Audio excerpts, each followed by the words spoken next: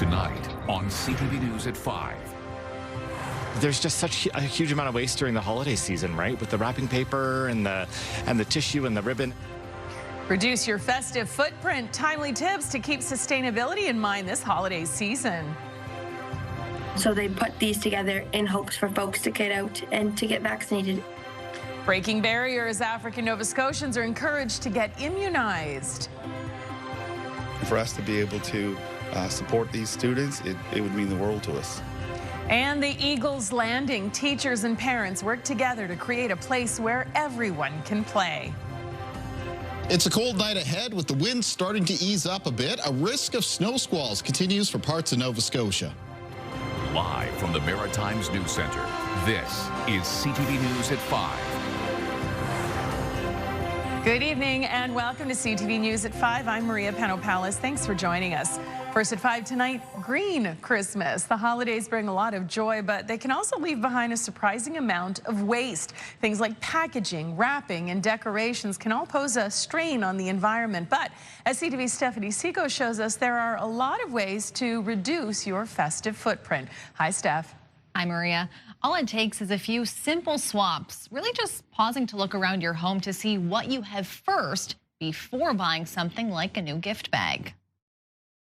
It doesn't take much to reduce holiday waste. We always reuse our holiday shopping bags, you know, whether they've been gifted to us or we're gifting to others. We have a huge Tupperware bin in the basement that's full of old tissue paper that we recycle, that we reuse. Those efforts can make a big difference. According to Zero Waste Canada, overall waste can increase by more than 25% across the country during the holiday season. Previous data shows 545,000 tons of waste is generated from things like wrapping paper and shopping bags each year. It's a time when people are buying lots, producing lots of waste. Why not reduce it right at the start? In Charlottetown and across Prince Edward Island, gift wrap and tissue paper can be composted, while plastic and foil wrap go in the garbage. In Fredericton, shiny wrapping paper is not accepted in curbside recycling. And new this year in Halifax, gift wrap and bags, even with glitter and foil, can be recycled. Another one, interesting, don't have to remove tape. Tape can be left on this year. Again, if you want to, that's fine, but it is not required by the program. You take all of your paper and you put it in your paper recycling bag. People can go a step further to reduce waste around the holidays.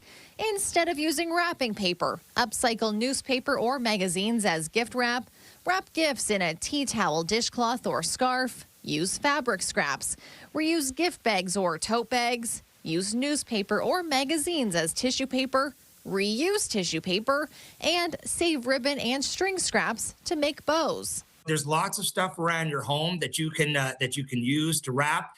My mother has been using the same pharmacy bags for about 15 years. We keep reusing them, and it becomes a part of our tradition. Reducing waste also comes down to what you buy. I love going to Value Village and the thrift stores and finding unique items that are perfect for the people in my family. Another way to cut down on waste, give the gift of memories, like tickets to a fun event or a membership. You can also give the gift of time. For instance, chores, lawn mowing, or shoveling, or even babysitting. Maria. Oh, it sounds to me like you're offering all that up, Steph. You'll have to wait till Christmas to find out. Thank you, Stephanie. CTV's Stephanie Secos for us in the news center this evening. Todd Batt is standing by now. Todd, I don't know, are you a gift wrap or a gift bag kind of guy? Well, I never really thought of it. I guess I do a bit of both. Yeah, I do a bit of both. I will not do this anymore where I do both. Wrap it up and put it in a bag. That's totally wasteful. And then in a plastic bag to carry it over. I know. No, too much. All done. Maria, coming up at 6 o'clock, Fredericton's police chief is taking responsibility for errors his force made in 2 separate murder investigations. The 5 people charged were able to walk free after the Crown withdrew the charges. An Ontario lawyer reviewed the files and has come up with a number of recommendations. We will hear from him tonight at 6. Crews from 8 different departments battled a major fire in the community of Norton, New Brunswick last night. 2 buildings, including a small apartment complex, were destroyed. A 3rd building was damaged. The good news, no one was injured. Already, the community is rallying around those left homeless. And we will get the details from the scene at 6. Well, this won't surprise anyone who's been trying to find a place. Rent in Halifax is rising faster than the national average. That's according to the latest market report by CMHC. In 2025, renters were faced with an average increase of 6.7%, despite the fact that vacancies in the city are also rising. We'll explain how that can happen in your newscast. Let's get an explanation about today's gusty weather. Boy. Yeah, that was a cold wind blowing across the region today. Absolutely. No milder spots in the Maritimes for today. Everybody at this hour is below the freezing mark. Temperatures in Nova Scotia in the range around -6 to -1, near -5, both Charlottetown and Summerside and Prince Edward Island. And in New Brunswick, temperatures right now between -4 and -7. Here's a look at those winds. The winds that Todd was mentioning out of the west today, they're being sustained in a lot of cases between 20 and 40 kilometers per hour. There are a few coastal weather stations reporting some sustained winds in Nova Scotia closer to 50, and one in western parts of Prince Edward Island at North Cape with a sustained wind near 60 kilometers per hour and accompanied by higher wind gusts. A lot of the wind gusts still in the range of 40 to 70. If we're looking for a little bit of good news when it comes to the winds, they are expected to gradually diminish as we head through this evening and tonight. Now, as those colder winds blew over ocean waters, such as the Bay of Fundy and the Minas Basin, they generated some snow squalls today, and a few areas got into some particularly intense snow squalls, especially the area from Kentville, Wolfville, the Annapolis Valley, and extending up towards Truro. Some rapidly accumulating snow, lots of blowing snow, brought about some near whiteout conditions. Now, a snow squall warning does continue for Kings County and up into Hants County and southern parts of Colchester County for early this evening, and a snow squall watch for Annapolis County. But the situation here should be improving as we move through Friday evening, where there will still be snow squalls possible into tomorrow. It's up in Inverness and Victoria counties in Cape Breton. More on the weekend weather ahead. Maria.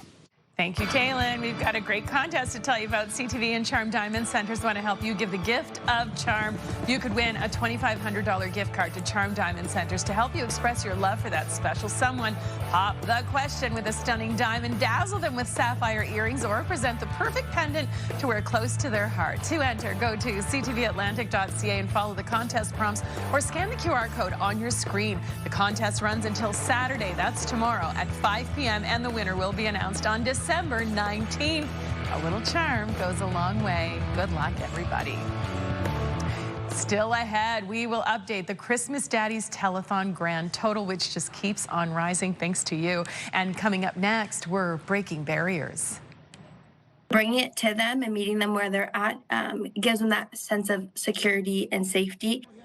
A new initiative aims to get more African Nova Scotians vaccinated.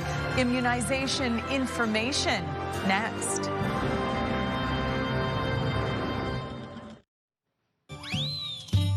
An exciting update to the 2026 Christmas Daddies total. The grand total now sits at $925,000. This is after the telethon total, the wildly successful 50-50 draws, and other generous donations that have come in since last weekend.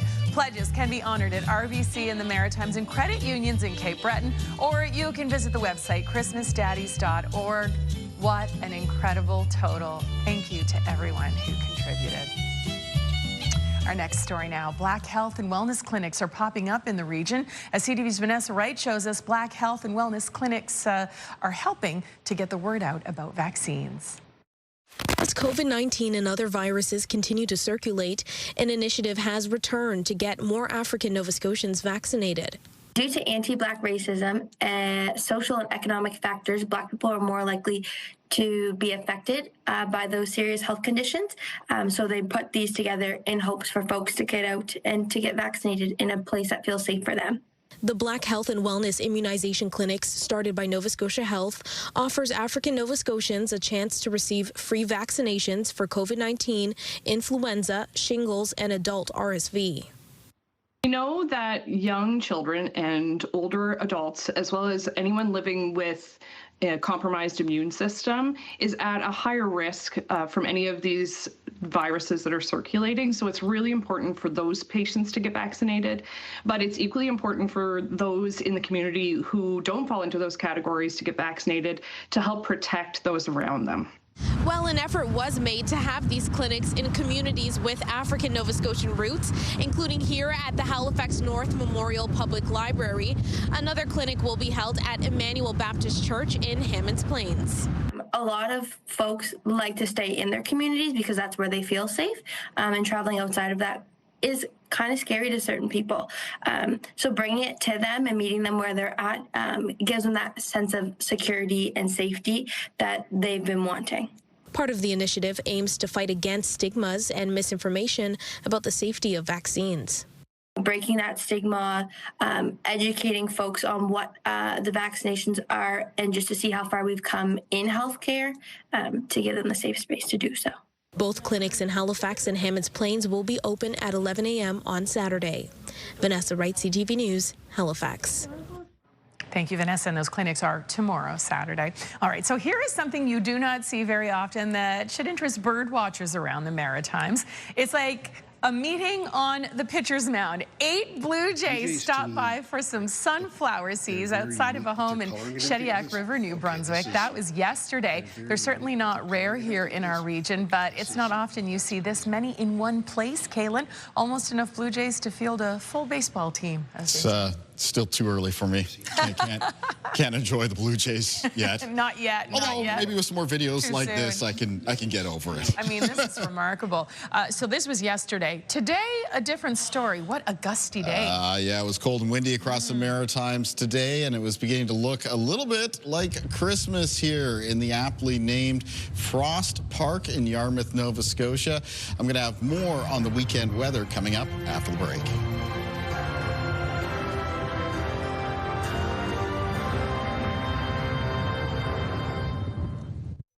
Year over year, we're so dependent upon great, generous partners and community members who are able to donate, whether it's giving donations through a toy drive or monetary donations, that enables the Salvation Army to continue to do the work it has been doing and giving hope in the HRM year over year. Generosity is flowing at Canadian Tire in Bears Lake. This Move 100 toy drive is underway. A chance for many to donate new unwrapped toys and even meet your favorite radio personalities. The toy drive wraps up shortly this evening, but there's still time to help out and support families in need this Christmas. The Salvation Army's Kettle campaign runs until Christmas Eve. And Kaylin Mitchell joins us now with a look at how things are shaping up for the weekend. For those of us who are going to be out and about this weekend, Kaylin, what's it looking like? Yeah, well, everybody's heading out this evening to maybe do some holiday errands. You're headed out into a cold and windy evening for the Maritime region, though I guess the good news is the winds are going to be gradually diminishing as we make our way through tonight into tomorrow. We're looking out here at a windy and cold Petitcodiac River in the Moncton area for today as we take a look at our sunrise and sunset times for the provincial capitals. Let's head over and take a look at our weather systems map and talk about the situation that we have going on right now for the Maritimes. We're still under the influence of low pressure. That is part of that Alberta Clipper system that intensified as it moved past us and is now off towards the northeast of the coastline of Labrador. But there's a trough of low pressure hanging back from that. We are in that here in the Maritimes, as well as some very cold air being brought in by those gusty west winds out of Quebec. As that cold air moves in over relatively warmer ocean waters, it generates some of those localized snow squalls that we've had today, though some of those snow squalls did become quite intense, especially in the area stretching from Kentville up through Windsor and towards the Truro area and areas between Stewiacke and Truro. That squall is still ongoing now. It's starting to lose its intensity and will continue to wind down as we move through this evening. But remember, these areas are still underneath a snow squall warning. If you get into those squalls, you're basically into some whiteout conditions. And I have some initial reports that some communities that were in that squall throughout much of the day might have picked up some snowfall amounts up to 20 centimeters or even a little bit more. Taking a look at things on our forecast timeline, the other area of the region that will have to watch for snow squalls not only tonight but also into Saturday morning will be parts of Cape Breton, especially the higher terrain in northern Inverness and Victoria counties. There, a west wind is expected to continue to come in off the Gulf of St. Lawrence, may bring further snow squalls with it, and a snow squall warning is in effect for northern Inverness County with a snow squall watch out for Victoria County. In the forecast for Saturday for other parts of the Maritimes, it's still going to be a chilly day, even though the winds will have eased up a bit. In other parts of the region, expecting mostly a mix of sun and cloud, though there will be some flurries returning to other parts of Nova Scotia and New Brunswick Saturday night. Taking a look at winds in the forecast for tonight and for tomorrow. First of all, for tonight, remaining out of that west and northwest direction, with the wind gusts diminishing into the range of around 30 to 50 kilometers per hour by around midnight, and then the winds become a little bit lighter during the overnight hours. Saturday's winds sustain mostly 20 to 30 kilometers per hour, with some gusts between 30 and 40. Low temperatures in the forecast for tonight for the Maritimes. In New Brunswick, mostly falling into the range around -7 to -13, coldest up around the northwest of the province, down to around -5 for Charlottetown and Prince Edward Island tonight, and most of the low temperatures for Nova Scotia will be in the range of around -1 to -6. High temperatures in the forecast for tomorrow for the province of New Brunswick between -5 and 0, around -3 for Charlottetown and Prince Edward Island, and high temperatures for Nova Scotia between around -1 and +2. Sunday's forecast, there will be periods of snow developing through the day for Nova Scotia. Flurries for both Prince Edward Island and New Brunswick. 2 to 5 centimeters of snow is possible for parts of Nova Scotia during the day on Sunday, but there is the potential for further snowfall for that province, maybe even Prince Edward Island, Sunday night and into Monday of next week. Let's take a look at our Weather Watcher for tonight. And tonight's Weather Watcher is coming in from 6-year-old Malcolm Smith from Rothesay, New Brunswick. Malcolm has sent us a drawing of some Christmas wildlife. Thank you, Malcolm. And Weather Watchers can come in anytime to CTV Weather Watchers, P.O. Box 1653, Halifax, Nova Scotia, B3J2Z4, or email kaylin.mitchell@bellmedia.ca. Maria. Thank you, Kaylin. So gift cards are a billion-dollar business, so it's no surprise criminals want a piece of the action. CTV's Pat Foran now has more on the scam that ramps up this time of year.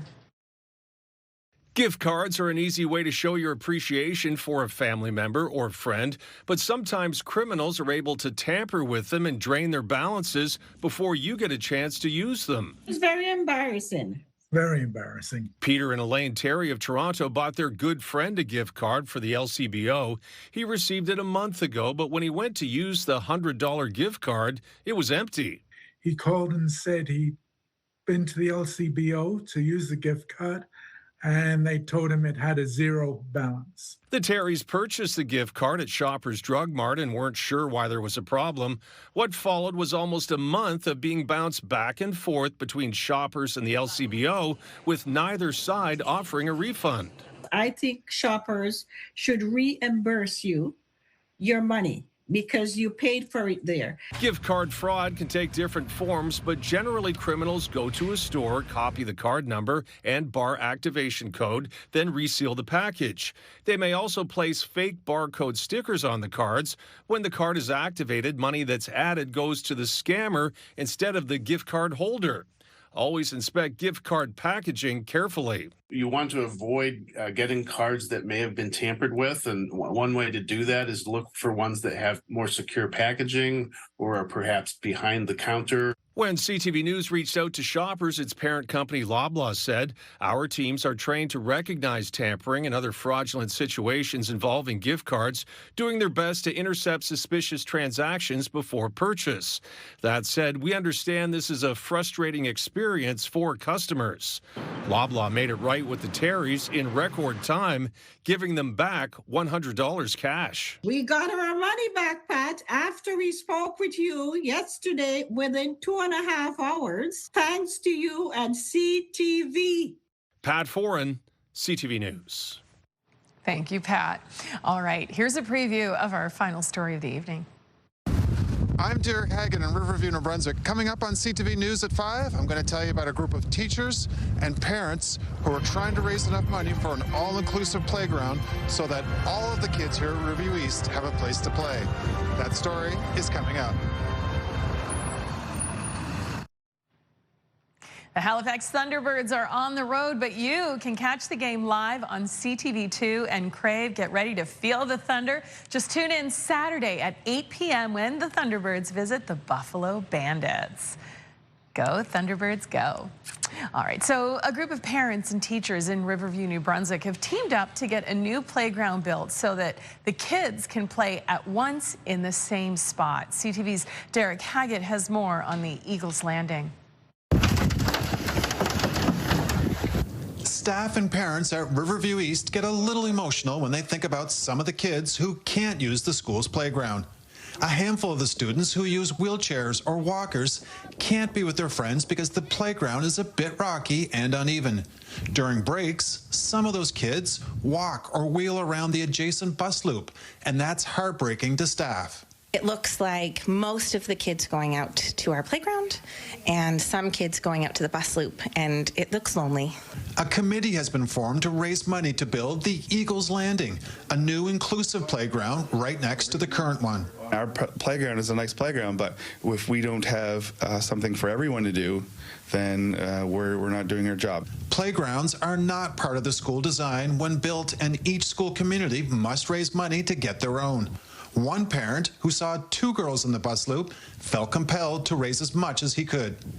But these poor kids that I saw playing in that bus loop during recess, and all the other kids were playing on the playground, I was just like, this is not right. It's 2025, and we should be able to involve them so that they don't feel, put out. Close to $20,000 has already been raised, but $260,000 is needed to make it all happen. It would be amazing. We've had so many people come together to work together to create the different opportunities to raise money, and for us to be able to support these students, it would mean the world to us. So it would be a game changer to have all of the kids together. Makes us emotional sometimes to talk about it. The hope is construction on the Eagles Landing will begin sometime during the next school year. Derek Haggett, CTV News, Riverview, New Brunswick. With that kind of heart, I know you guys will do it, and what a difference it'll make in the community, and especially for the kids. Yeah, you want them all to be involved together in the same area, right? Absolutely. So. And by the way, if you'd like to contribute to the fundraising effort, you can just look for this story on our website, ctvnewsatlantic.ca, and you can make a donation there. Yeah. All right, Kaylin, we're headed into the weekend. What a chilly day it was today. Yeah. More to come on the weekend? Yeah, temperatures, they do stay cold for the weekend, but the wind eases up a little bit, so that'll improve things. At least the wind chill won't be as big of a factor coming up for Saturday, though there is a weather system to watch for at the end of the weekend into the start of next week, and I will have more on that coming up at 6. We'll see you and Todd and Katie at 6 o'clock. I'll see you Monday. Have a great weekend, everybody. The national news is next.